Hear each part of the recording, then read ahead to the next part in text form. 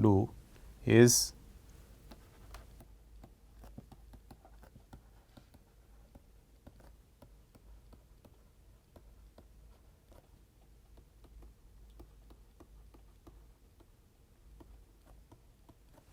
okay.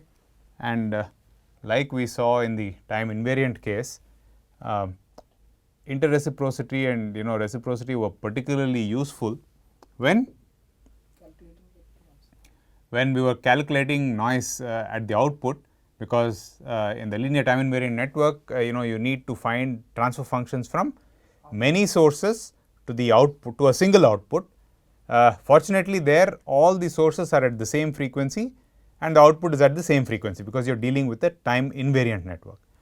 In a periodically time varying network, not only do we have multiple sources, but even with a single source, you not only have to worry about transfer function from, if you are interested in finding what the noise is at an output frequency f, you not only have to worry about transfer functions from a transfer function from the source to the output at frequency f, you also have to worry about transfer functions from other frequencies of the form f plus kfs, right. So, for example, in noise analysis,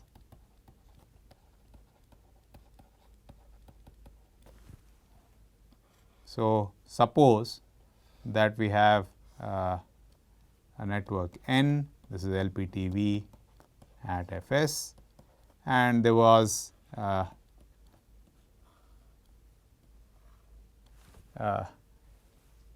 noise current with some specified frequency content, right. So, there is some strength at f, there is some strength at f plus Fs, there is some content at f plus 2 Fs, this is f minus Fs, and so on. If you do not like to think about it as noise, you can think of an excitation which has got components not only at f, but at multiples of at f plus integral multiples of Fs. And let us say we are interested in the output,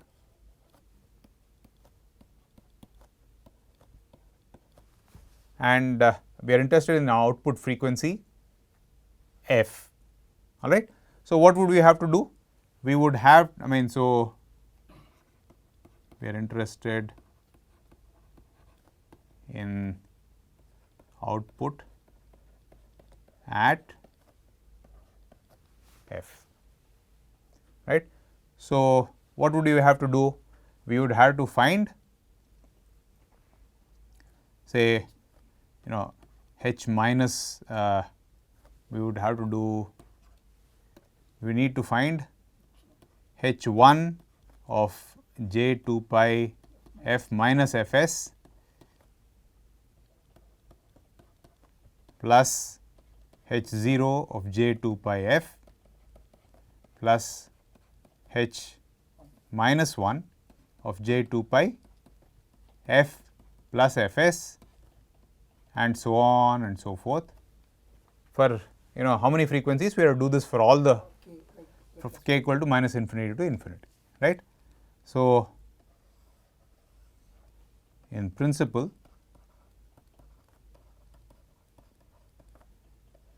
infinite number of transfer functions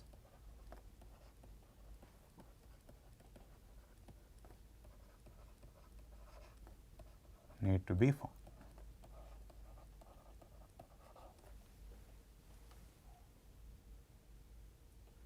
All right.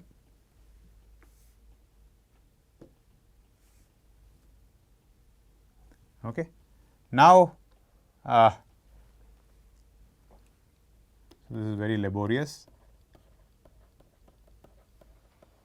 because what would you do this? How would you do this?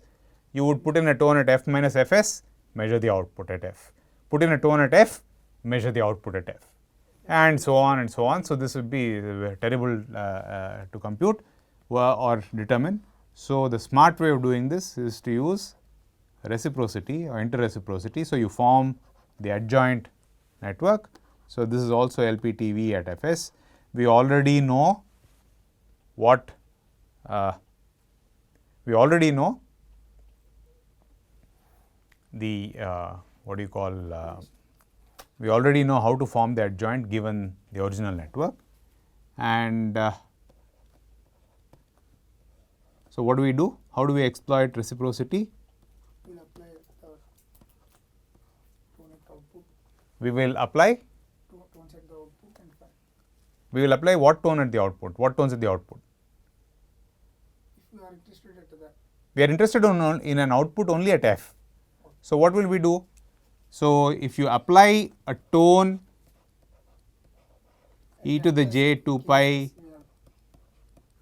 f t at the output, what will you get here?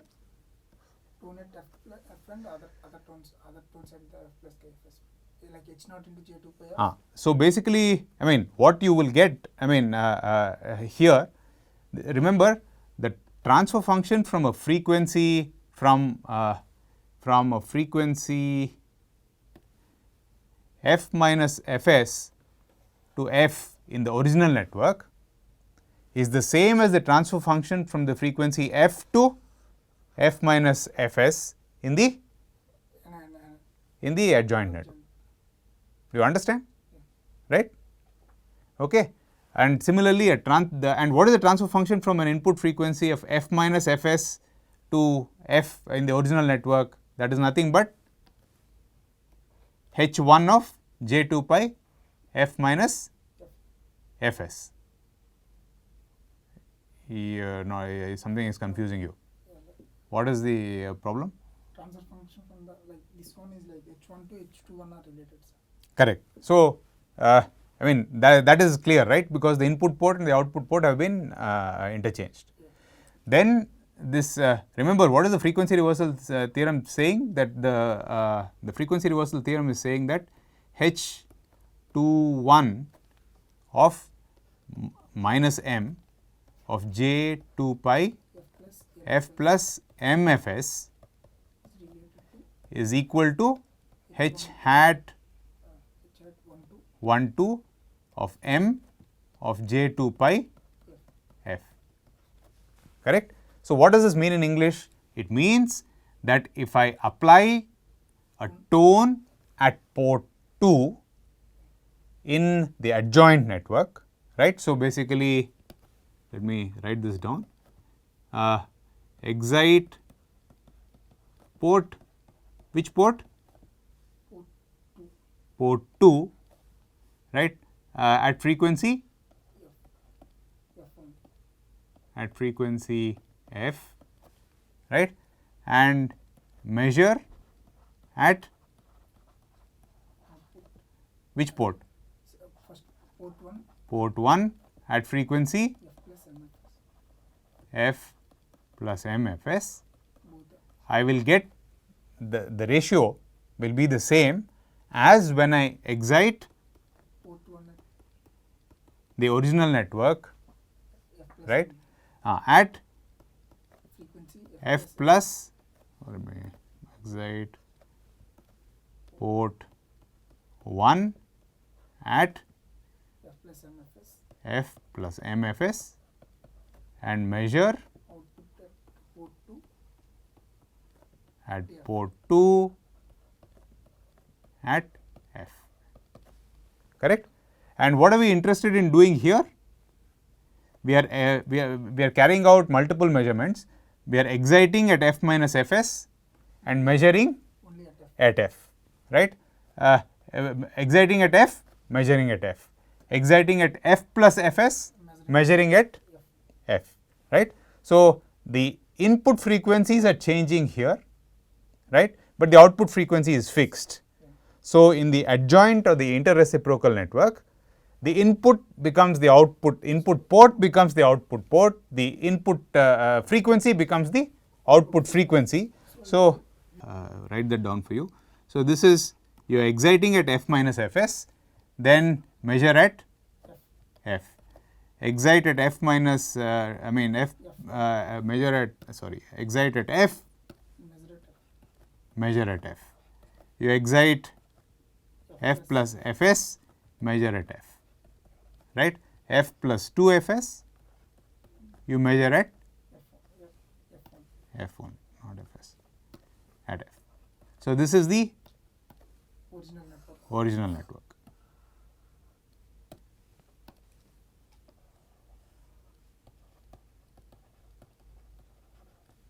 Network that is N, right.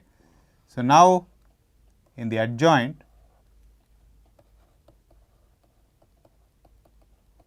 N hat, what will you have to do?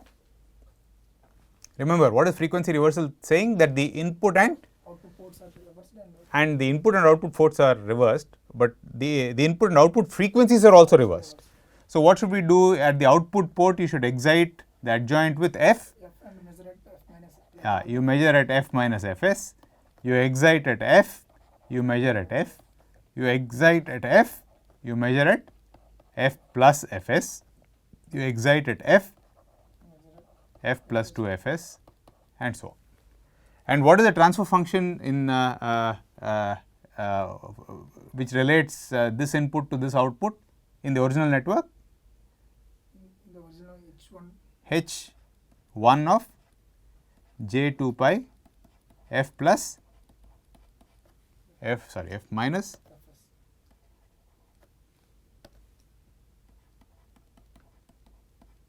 f minus fs. What this interreciprocity was telling you is that the transfer function here is going to be the same as the transfer function there, right. The transfer function here, which is h0 of j2 pi f, is going to be the same in the adjoint. Similarly, this is going to be h minus 1 of j2 pi f plus fs, and that is going to be the same there, and so on and so forth, right. So, what do we do in the so now what do we need to do in the adjoint network? We just need to excite the output port with a current only at one frequency, namely the output frequency of interest, which is f, right, and automatically the voltage that is developed at port 1, remember what is that? If you it is nothing but by reciprocity it should be hold on, we will start with h1 of j2 pi into f minus fs times e to the j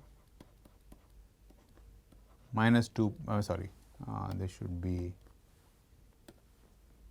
e to the j 2 pi f minus fs times t plus h0 of j 2 pi f times e to the j 2 pi f t plus h minus 1 of j 2 pi f plus fs e to the j 2 pi f t and so on. Sorry, f plus fs, sorry.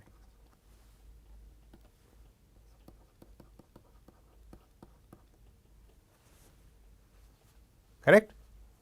And so, what is the advantage of using the adjoint network therefore? It's like not only multiple ports, multiple frequencies also, we can apply a single frequency and yeah, exactly. So, basically the advantage of this is that only one experiment or one evaluation of n hat exciting it with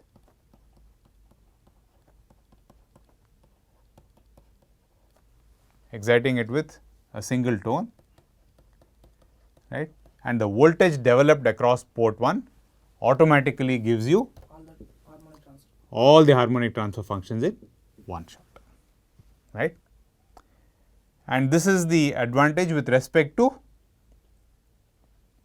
when you have only, even when you have only one input port and one output port, right. When you have multiple input ports,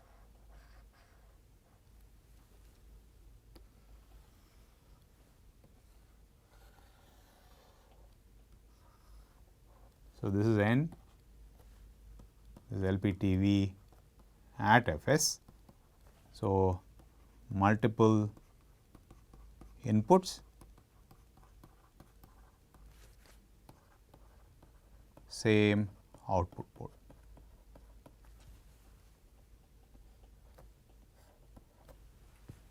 Or I would say one output.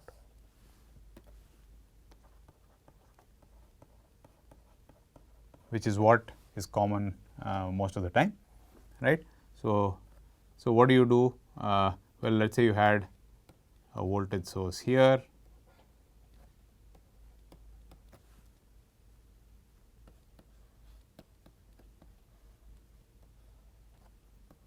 IS2, blah blah blah,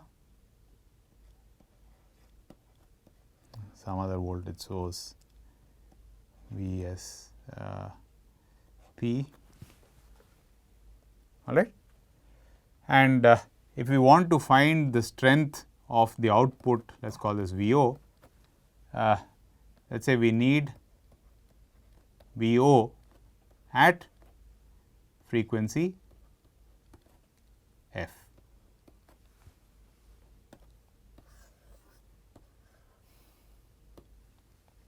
All right. What do you do? I mean, if you didn't know about interreciprocity and reciprocity, what would you do?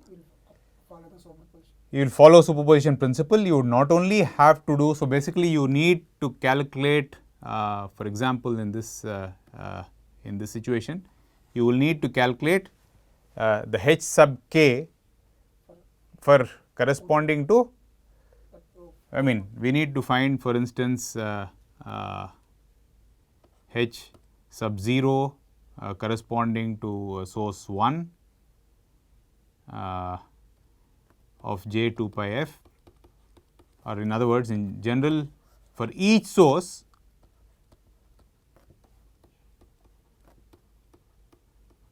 you would need to compute H sub minus k of j 2 pi f plus k f s, right.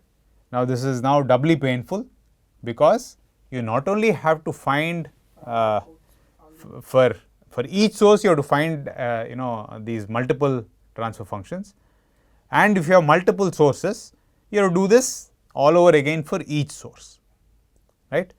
Okay. Fortunately, if you understand reciprocity, you can be much smarter about it.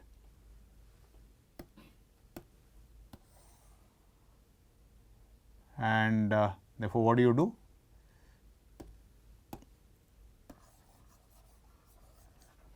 Use the adjoint network, and so when you do that, you will excite the output port with, what do we do? So, let us say this is the adjoint network.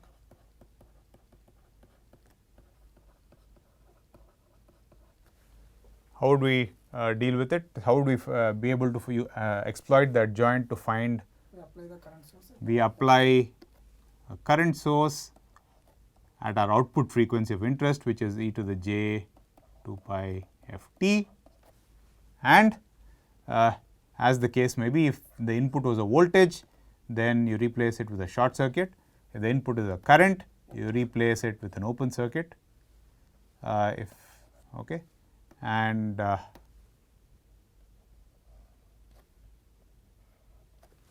right.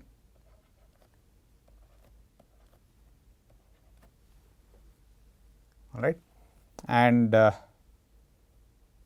what would you do? You would have to measure this. So, this would give you all the harmonic transfer functions in one shot. So, this will give you H sub minus k of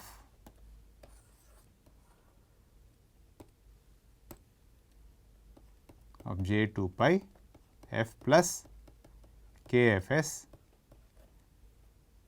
e to the j 2 pi f plus, let me write this clearly,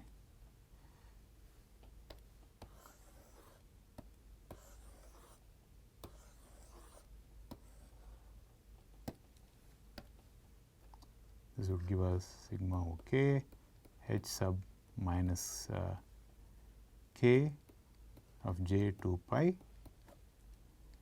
f plus k f s e to the j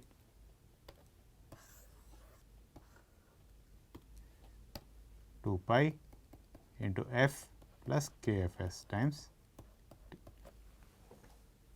All right. And so, this is for source 1. Similarly, at the same time, you by looking at the voltage across this port, you will get the corresponding transfer functions here, and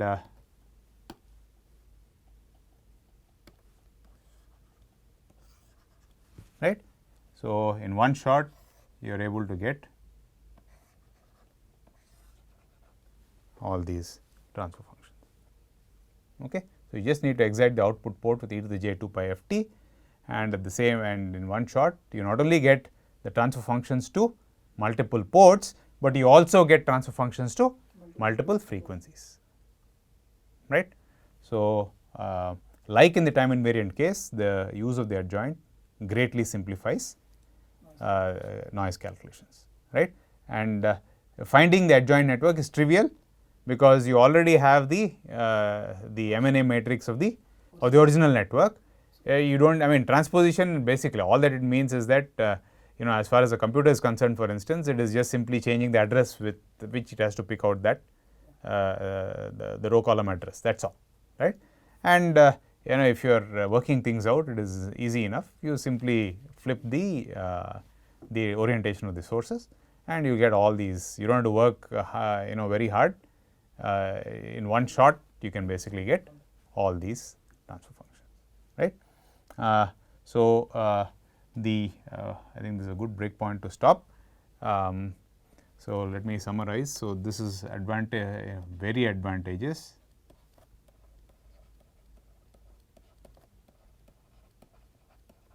when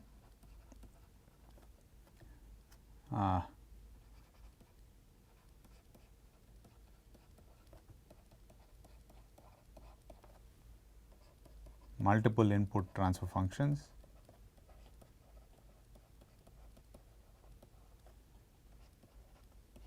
to the same output need to be